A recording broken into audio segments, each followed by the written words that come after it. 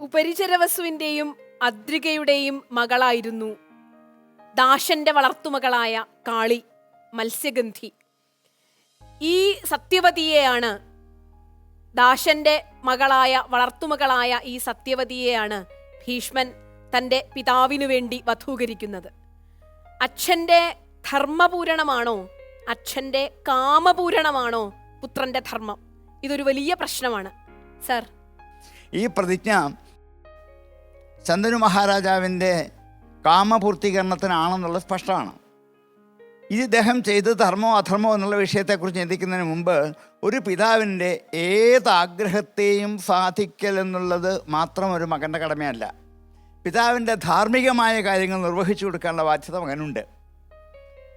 അല്ലാതെ വന്നാൽ മകന് പിതാവിനെ ഉപദേശിക്കാൻ യോഗ്യതയുണ്ട്, അധികാരമുണ്ട്. അങ്ങനെ ഉപദേശിച്ച ഒത്തിരി ഘട്ടങ്ങളുണ്ട്.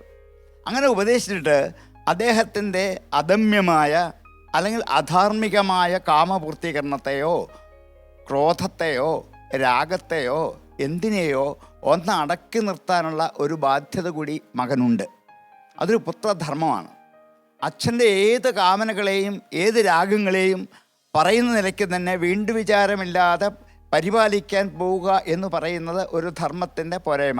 അതിനുശേഷം എന്താണ്, ദാസമഹാരാജാവിൻ്റെ മുമ്പിൽ വെച്ച് ധീരങ്ങളായ 2 പ്രതിജ്ഞ, ദേവന്മാർ പോലും പുഴത്തക്ക വിധത്തുള്ള 2 പ്രതിജ്ഞ. ഈ പ്രതിജ്ഞ വാസ്തവത്തിൽ ഒരു രാജകുമാരൻ എന്നുള്ള മട്ടിൽ ഇദ്ദേഹത്തിന് എടുത്ത പ്രതിജ്ഞ. ഇപ്പം താൽക്കാലികമായി എടുത്തു എന്ന് വിചാരിക്കുക. ആ പ്രതിജ്ഞ, ഒരു പ്രതിജ്ഞ എടുക്കുന്നത് തൽക്കാലത്തെ കാര്യത്തിന് വേണ്ടി മാത്രമാണ്.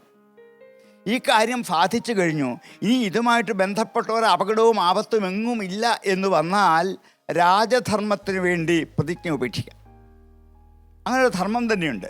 രാജധർമ്മമാണ് രാജകുമാരനോ രാജാവിനോ ഏറ്റവും വലുതാണ്. രാജ്യം അരാജകമാകുന്നു, രാജ്യം ഭരിക്കാൻ ആരുമില്ല എന്നൊരവസ്ഥ വന്നാൽ ഈ പ്രതിജ്ഞ അതോടെ കഴിയും. ഒരു പ്രതിജ്ഞ എടുക്കുന്നത് ജീവിതകാലം മുഴുവൻ കൊണ്ടു നടക്കാനാവരുത്. ആ പ്രതിജ്ഞ അപ്പോഴത്തെ ആവശ്യം. പക്ഷേ ഈ പ്രതിജ്ഞ കൊണ്ട് ഇനിയും എപ്പോഴും ബാക്കി ഒരു വിഷയങ്ങൾക്കും ഈ പ്രതിജ്ഞ എന്തിനു വേണ്ടി എടുത്തോ അതിന് തടസ്സമുണ്ടാക്കാത്ത മട്ടിലാണെങ്കിൽ പ്രതിജ്ഞയെ ലംഘിക്കാം. ഈ പ്രതിജ്ഞാലംഘനം ഇവിടെ നമ്മൾ ഉണ്ടാക്കിയെടുത്ത് വെച്ചതാണ്.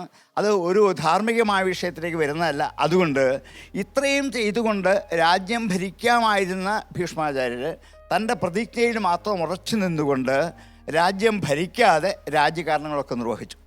കാരണം ധൃതരാഷ്ട്രക്ക് വേണ്ട ഉപദേശങ്ങൾ എപ്പോഴും കൊടുത്തുകൊണ്ടിരുന്ന ആളാണ്. ഇതൊക്കെ ചെയ്യാം, പക്ഷേ രാജ്യം ഭരിക്കരുത് എന്നുള്ളത് അത് ഞാൻ പറയും. ഈ ധർമാധർമ്മങ്ങൾക്കിടയ്ക്ക് നിന്ന് ഞെരിഞ്ഞമരുമ്പോൾ എന്ത് ചെയ്യണം എന്തരുത് എന്നുള്ള ഒരു പല ചിന്തയിൽ ഭീഷ്മർക്ക് അവസാനം വരെ. ഇത് ഭീഷ്മർ പരിഹരിച്ചത് ശ്രീകൃഷ്ണ ഭഗവാന്റെ സാന്നിധ്യം വന്നേ പിന്നെ. ധർമ്മത്തിൻ്റെ പൂർണ്ണ അവതാരമായ ഭഗവാൻ കൂടെ വന്നപ്പോൾ മനസ്സിലായി ഇത് ധർമ്മം തന്നെയാണ്, ഇതാണ് ചെയ്യേണ്ടത്. അപ്പം ഇങ്ങനെ ഒരു ഭഗവത് സാന്നിധ്യത്തിൻ്റെ അല്ലെങ്കിൽ ഒരു ഭക്തിയുടെ അല്ലെങ്കിൽ ഒരു ആധമന്യത്തിൻ്റെ കടപ്പാടിൽ നിന്നുകൊണ്ടാണ് ഭീഷ്മരുടെ പ്രതിജ്ഞയും ഭീഷ്മരുടെ ധർമ്മവിവേചനവുമെങ്കിൽ അതെന്നേ സഫലമാകുമായിരുന്നു. അതുകൊണ്ട് നമ്മൾക്ക് പഠിക്കാനുള്ളൊരു പാഠം, നമ്മളെടുക്കുന്ന പ്രതിജ്ഞകൾ, ഇപ്പം ഒരു പുത്രൻ്റെ ധർമ്മം മാതാപിതാക്കളുടെ സകല കാമനകളെയും സാധിച്ചു കൊടുക്കുക എന്നുള്ളതല്ല, ന്യായവും ആർജവും ധാർമ്മികവുമായ എന്തും സാധിച്ചു കൊടുക്കാനുള്ള ബാധ്യതയുണ്ട്. അല്ലാത്തതിനെ അവരെ പറഞ്ഞു മനസ്സിലാക്കാനുള്ള, പഠിപ്പിക്കാനുള്ള, ഉപദേശിക്കാനുള്ള ഒരു വഴി വിട്ടു പോയി കഴിഞ്ഞാൽ ആചാര്യനെ പോലും ഉപദേശിക്കാവുന്നതാണ്. ഇന്നത്തെ ജനങ്ങളിലേക്ക് ഈ ഒരു ചിന്ത അധികം വരില്ല.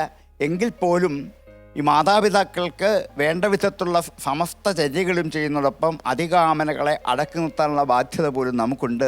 അത് നിയന്ത്രിച്ച് ഏത് പ്രതിജ്ഞ എടുത്താലും ആ പ്രതിജ്ഞയുടെ കാലഘട്ടം തീർന്നാൽ അതിൽ നിന്നും പിൻവാങ്ങി രാജധർമ്മമാണ്, രാഷ്ട്രകാര്യമാണ്, അതാണ് പ്രധാനം, കുടുംബ സംഹിതകളാണ് പ്രധാനം എന്ന് തിരിച്ചറിഞ്ഞിട്ട് സ്വധർമ്മത്തെ നന്നായി അറിഞ്ഞ് ഈശ്വരഭക്തിയോടെ വിശ്വാസത്തോടെ ധർമ്മം അനുഷ്ഠിക്കാൻ സാധിച്ചാൽ ഈ ഒരു ന്യൂനതകൾ ഉണ്ടാവില്ല, അത് ഉറപ്പാണ്.